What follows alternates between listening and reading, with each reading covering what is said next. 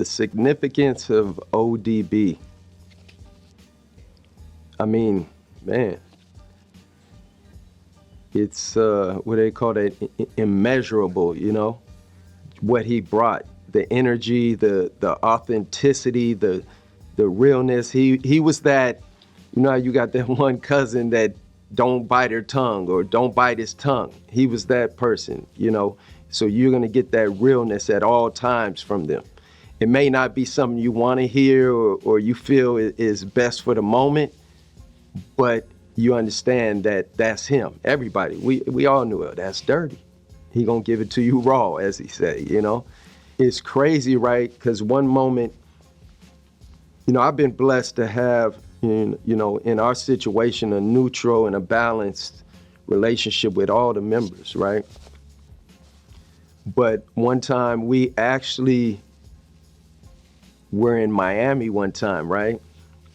And I'm sure the story's been out there before, but so we were down in Miami for How Can I Be Down, right? This in the 90s. And I don't know if people remember this, but it was out there. I think even Akinelli spoke on it before, whatever. People have spoken on it. But basically, Ak was on stage, right? I think. And here comes Dirty out of nowhere. Just comes on stage and tackles Akinelli, like, you know what I mean? And everybody, it's a moment now because nobody's knowing what's really going on here. Even so, Akinelli's cats is even moving on Dirty, like, which they supposed to do, right? And then we moving on them.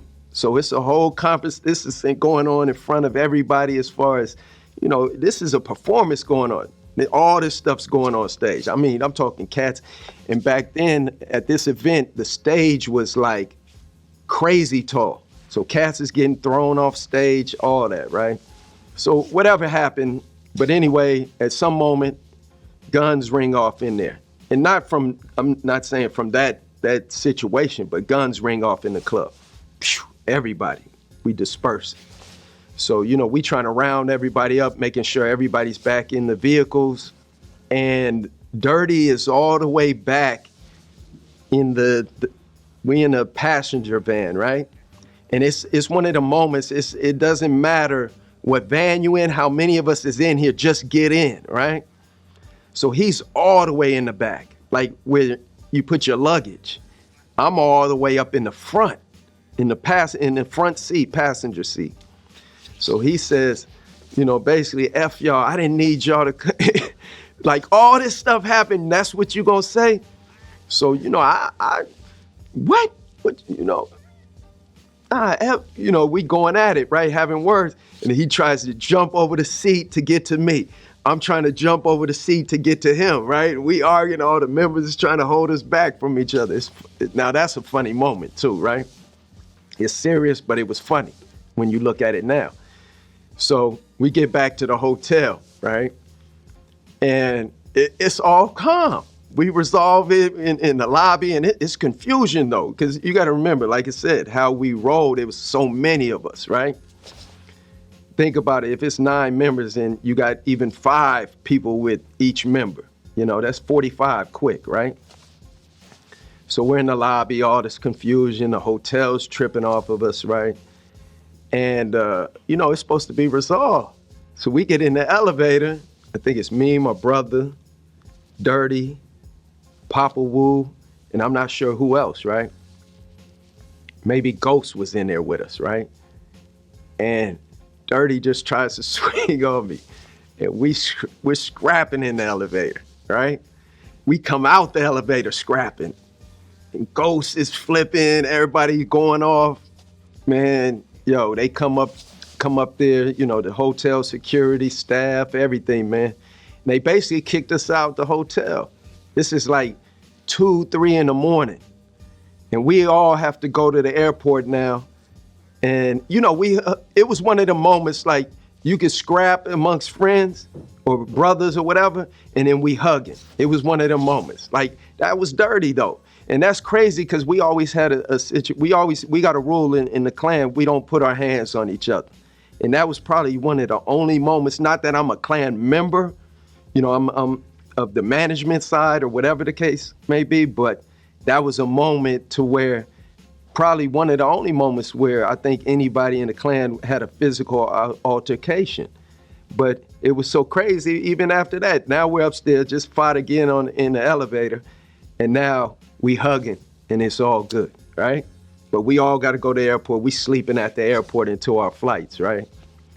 And then, but one thing about that, the realness of Dirty was like, after that, it was such a high level of respect between us after that, to where, you know, I could go, you know, where other cats, even, you know, whoever couldn't ask certain, but, you know, maybe they had their thing that they could ask, but I could go to Dirty and he would respect what I had to say to him after that moment. It was tons of moments after that where, you know, I'd be like, yo, Dirt, check this out. And we had that moment created such a bond between us, if you will. Yeah, ODB, if those don't know, he was one of the guys who motivated the rest of the guys. Like, you know, early on, he would be like, yo, we're going to blow up. We're going to be the biggest thing out there. God, you're dope. Your style is incredible. You know what I'm saying? Do that shit. Nah, do it again. Yo, such and such. Yo, that's hot. Let me see how you going to spit it. Da-da-da-da. They kick it. Yeah, that's hot. That's hot. Nah, that's kind of whack. Yo, let's do this. Try that. Try it. You know, he was coaching.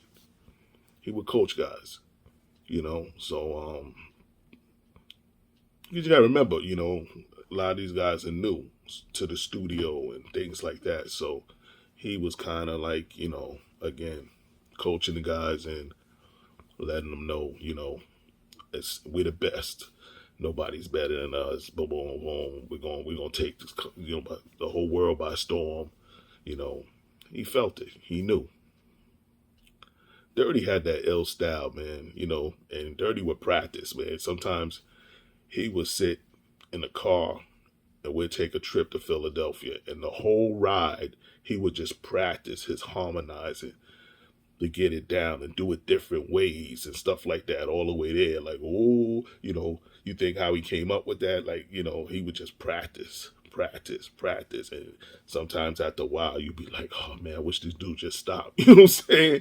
But he was perfecting his skill, you know what I'm saying? Where somebody would just spit and practice a flow. He was practicing his flow, practicing his rhythm, man. And you know, so when he went out there, he had it down exactly what he wanted to do, and he wasn't afraid to try anything different. I mean, who else came out doing the things he did, you know? Like he said, no father to his style. He was the first. Nobody was doing that. Oh yeah, no, ODB, big up to ODB, that's my brother. He know I'm a rider. Of course, I'm an ODB rider. I'm the 13th member of the Wu. So, of course, I've been an ODB rider. That was my dude. You know, we ride for him and my man 2 Tech last year, nigga.